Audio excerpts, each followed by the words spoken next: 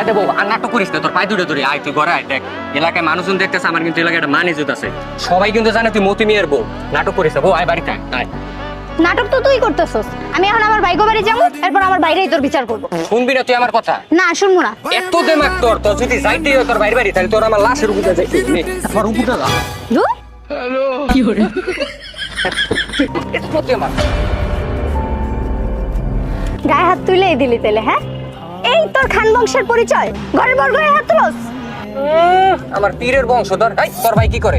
তোর ভাই যে হারা দিন নেশা করে, পরে ঘরে যায় বউ পিড়ে, হেঁটে দেওয়াস না তুই? কি তুই আমার ফ্যামিলি নিয়ে খোঁড়া দিলি? আরে মিয়া এনে দাঁড়া দাঁড়া তামসা দেখতেছো, এনে একটা মহিলার গায়ে হাত দিতেছে। আমার ভাইটাও ফোন তো চালান লাগবে। বাসায় যা চুরি করে বয়ে থাকো। এই বুড়া, রাস্তার মধ্যে দাঁড়ায় মেয়ে মানুষের গায়ে হাত তোলস, তোর সাহস তো কম বল না? হ্যাঁ আরে ভাই আপনি হুদাই পেঁচাইতেছেন, ওরা দেখতে দেয়া যায় একটা বোর মতো, বাস্তব একটা শাকচুন্নি। এই রে বেশি বলে লেলাম না। মতি মিয়া নাম ওর, এই এলাকায় ওর একটা মান সম্মান আছে। কলার ছাড়, ছাড় কলার। কি করে